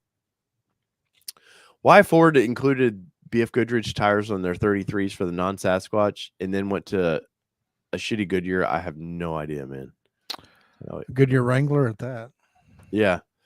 But if you we'll put it in the TJ Miller, what the fuck is a Discord? Tim, do you know how to get the link to that? It's in there. Oh, okay. Thank you, sir. Yeah, we have a Discord where it's all things automotive. The fantasy football stuff is all in a sub Discord. It starts tonight, doesn't it? I know. Like it's tonight, first night of fantasy football. Fantasy football. It is. I haven't even looked regular at all. season. First night of regular season. Yep. It was tied according to going Nat. According to never mind. My mind is all over the place.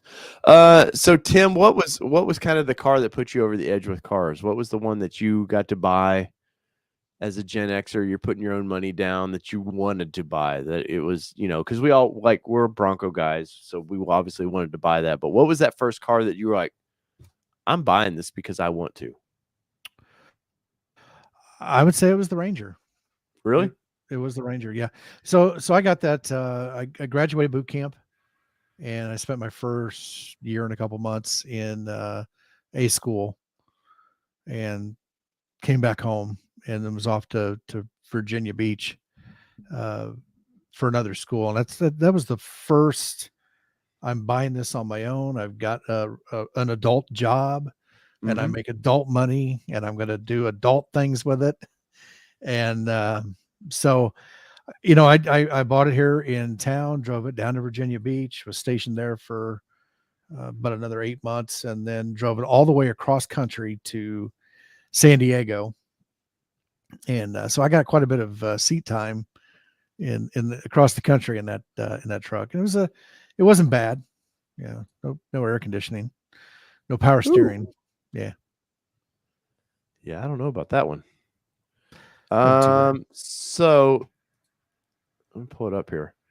This Firebird, 94 Firebird, this was the first car that I was like, I think I was not goaded into buying it. I wanted this car, but my Buick had broken down. My Regal had broken down, and my best friend picked me up.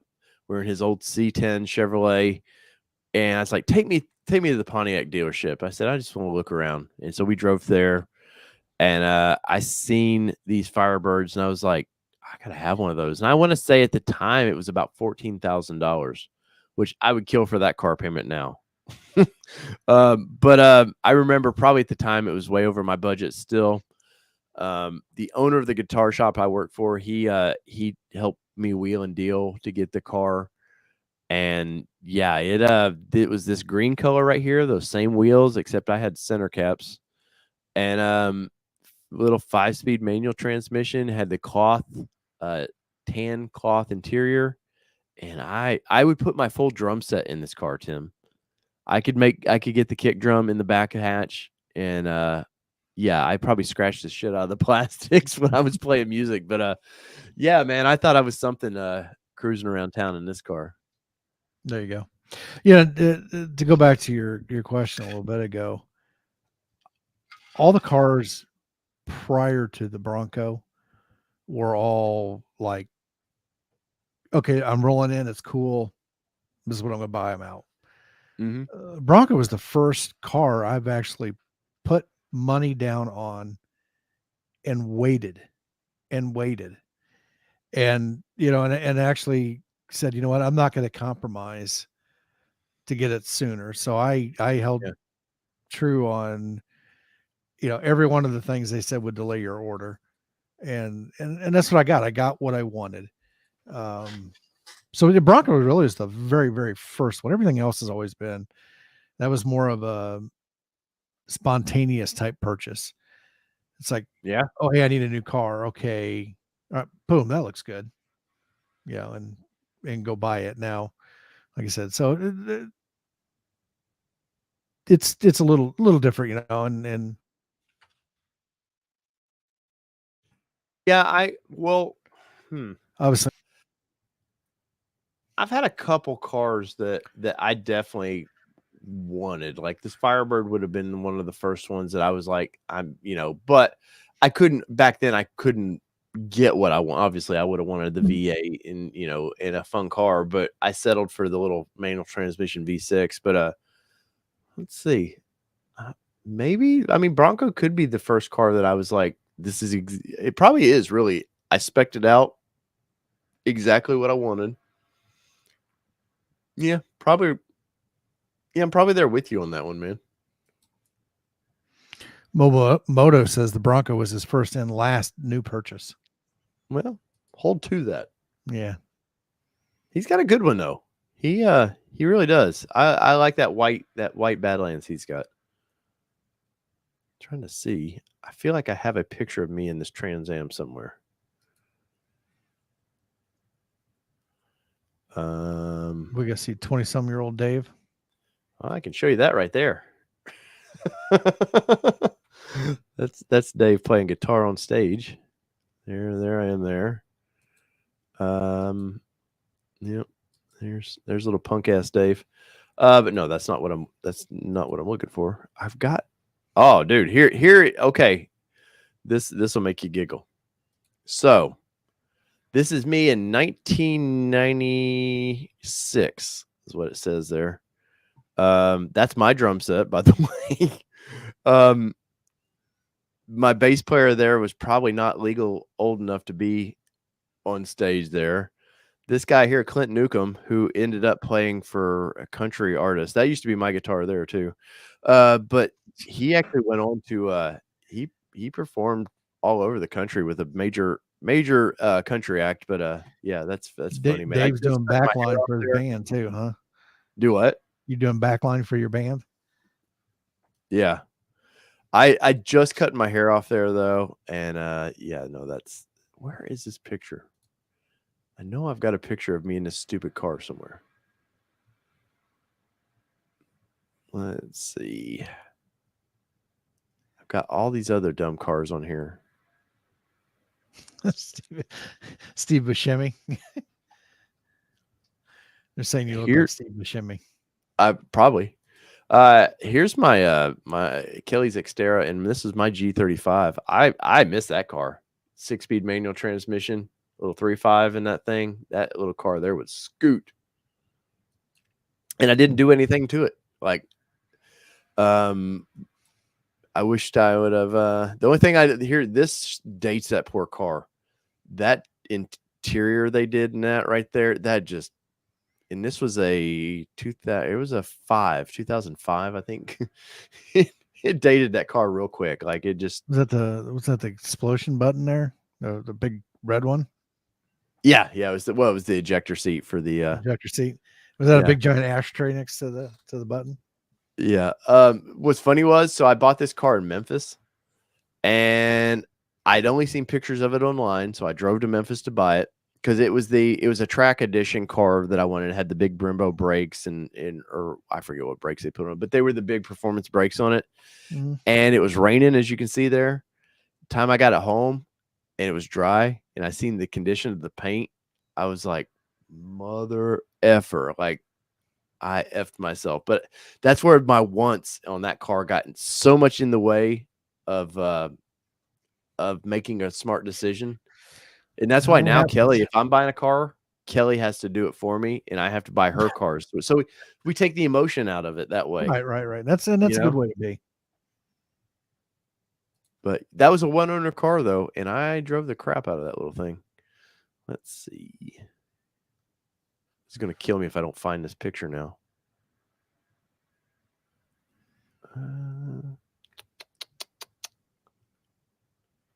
Tim, you have any fun pictures of your old cars? No. Or did you ever take pictures of them? Just didn't care back then. Didn't care. Did not care. Oh, so I'll say this. Remember I was saying the Bronco? No, this one right here, this would have been my first real spec'd out vehicle. That I bought it how I wanted it. I put those wheels on it, bought it brand new. Looked like a little punk ass there. But this little Honda especially with your Element, hat backwards and everything. do what? Especially with your hat backwards. I told you, I've people poke at me about that. I've done that since the late 80s. I've had my hat backwards, and I'll probably die with I'll be in a casket with my hat on backwards. I love this little Honda. We took it camping. We had all kinds of fun with it. And I got a picture somewhere. Yeah, I am not happy right here. I'm trading it in for a Nissan Frontier. And I wanted to do this because we wanted to buy a boat. And I was just so not happy about getting rid of my little car because I love that little thing, man. A lot of fun memories in that. The Element is great. I don't have cars long enough to take pictures. There you go. Oh man, I've always just loved cars though. So like that's just always been a part of what I do is I want pictures of all my cars and let's see. Damn it. I've got some, but I'm not like you guys. I know you and Dwayne, man. Every time I turn around, you got some other new picture. Jody, Bird Dog Overland. Every time I turn around, he's got like 27 new pictures of his Bronco. Yeah, Jody is crazy with it. Yeah. I'm like, man, how'd you get work done, dude? You're always taking pictures of your Bronco. Yeah, he's always got it torn apart too. Yes. Well, he does all that in a parking lot. Not a garage, in an open parking lot. So he did some videos this past fall in the wintertime. There was my day 1 or day 3 reservation, Tim. Yeah. A 2-door, Area 51, Badlands, non-Sasquatch. With the let's screw you over Ford dealer of Murfreesboro. Yep. Did I say that? Do that.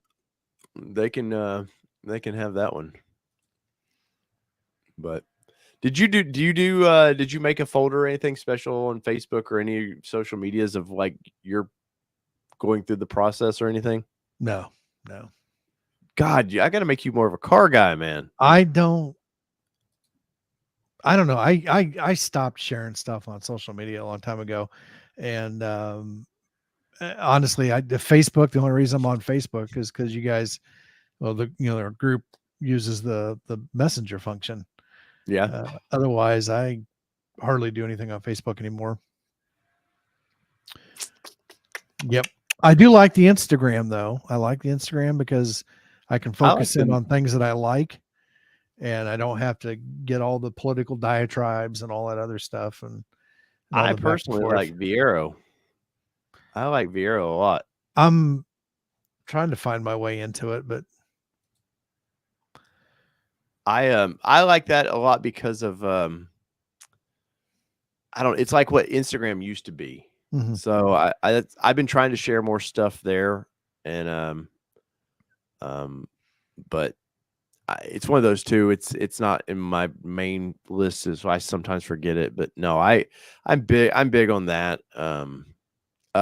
Here I'll share one more vehicle with you guys. So I had a Jeep Wrangler. Let's see. I don't think it's not in here. But so I had a Wrangler for a few months. It was a YJ, 1989 YJ. And damn thing just would never run right. I think they came from the factory. You could never get the carburetor set right. So I sold it, and the same day I bought this 2000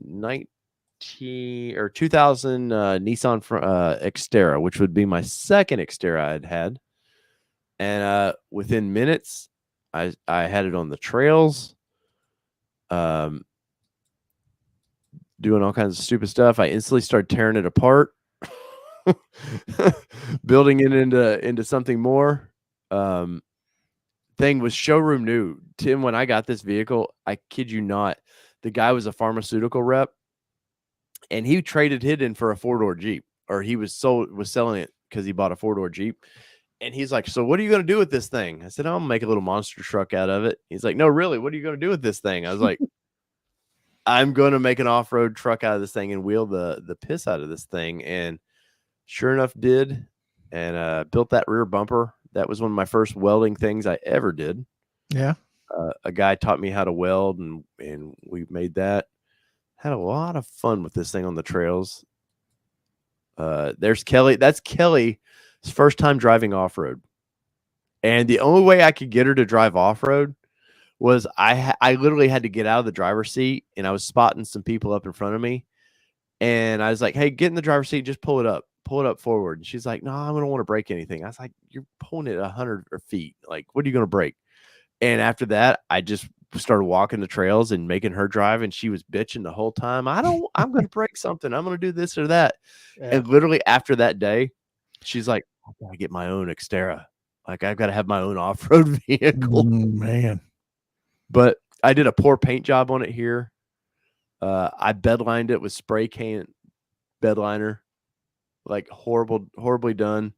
There, I khakied it out, and I wheeled the piss out of that thing. And then that's a Dana 40E4 I put under it. Came out of a Grand Wagoneer, and I told y'all I've been a BF Goodrich. There's my KM2s. I've been a BF Goodrich guy for a long time, man. But let's see. Tim, I had the axle, the front end of this thing. I think I got a picture of me doing it, but we sold the house, and I was like, "Oh shit, I don't have this project. I can't drag this thing out the way it is." So over the weekend, I like busted my ass to get this thing. Look at the half-inch plate somebody had put on this stupid ass thing that I had to chop off there, and all I had was a grinding wheel to do that with. Wow. Yeah, no, it is pretty horrible. But let's see if we can find a picture of this thing done. I ended up getting it done and got it moved out of the house. I did it by myself. The day I pulled this thing out of my garage was scary as shit. I think it's about right there, because I didn't have any front brakes or anything hooked up, and I had to roll it out of there. And my drive was just slightly slanted, so if it was going to roll, Oh, it was gone. yeah, it was going to roll for a minute. And yeah, no, I was an idiot. But I sold that not long ago. And the guy I sold it to the other day hit me up, and he was like, "Hey, you want to buy it back?" And I was like, "Hell no." I'm wheeling with the Bronco guys now. Like, F that vehicle. But anyways, guys, in the comments, I know we've been rambly, but this is like going down memory lane for me with cars. Any other people, first time cars or whatever you had from your generation? Tim, I know you talk about your Stinger a lot.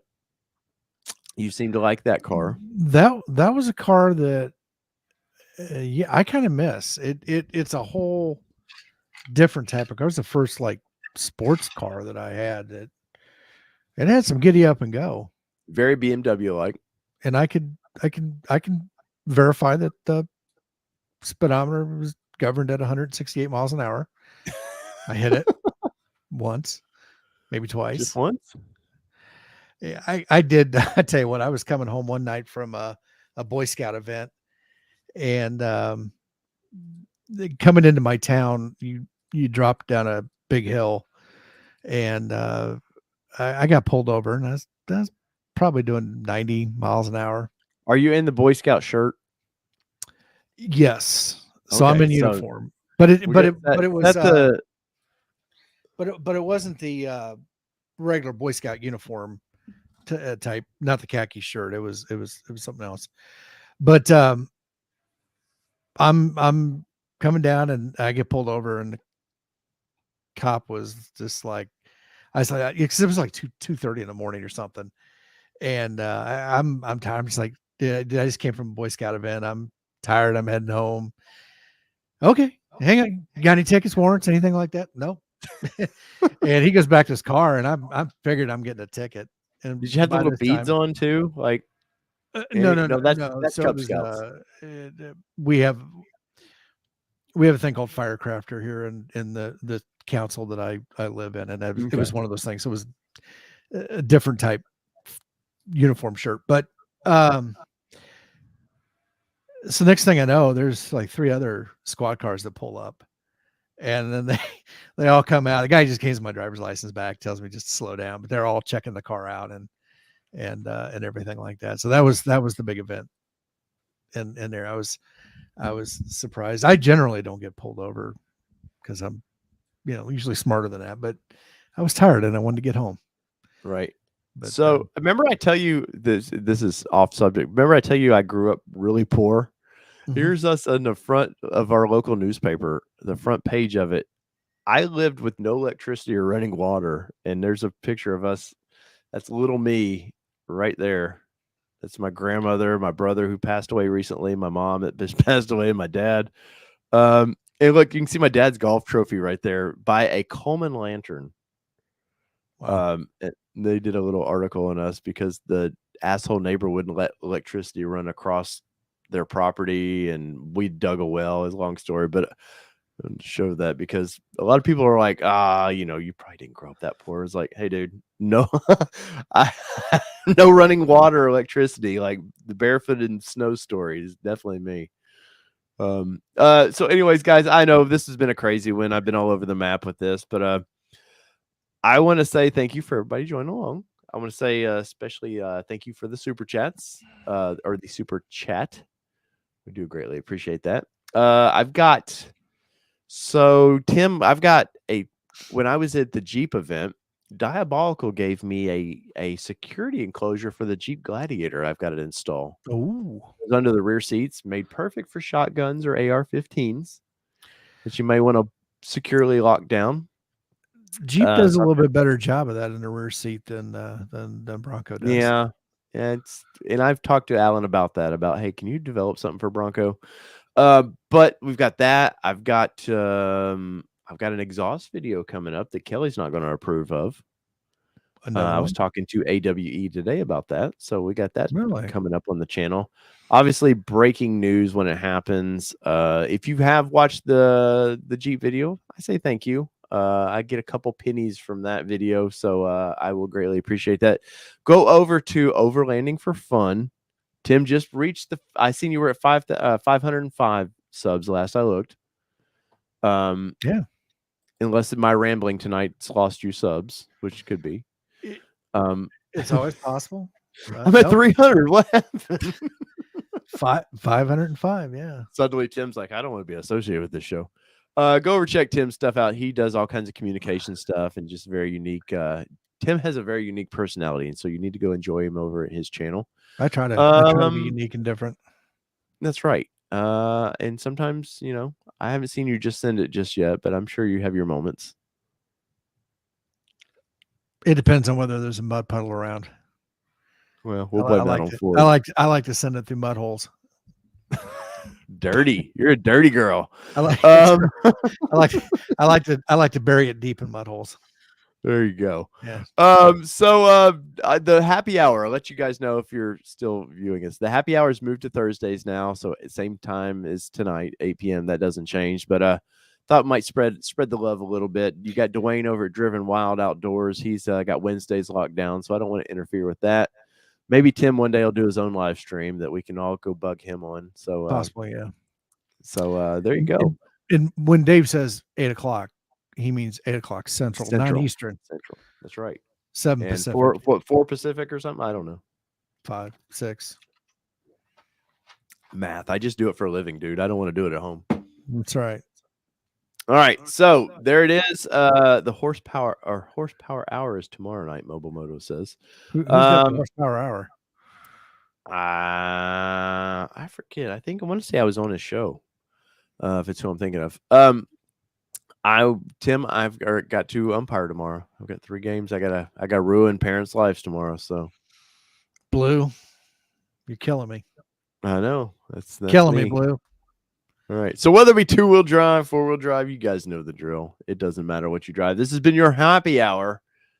And if I could say happy hour properly. And we're out. Peace, everybody. See y'all Monday night.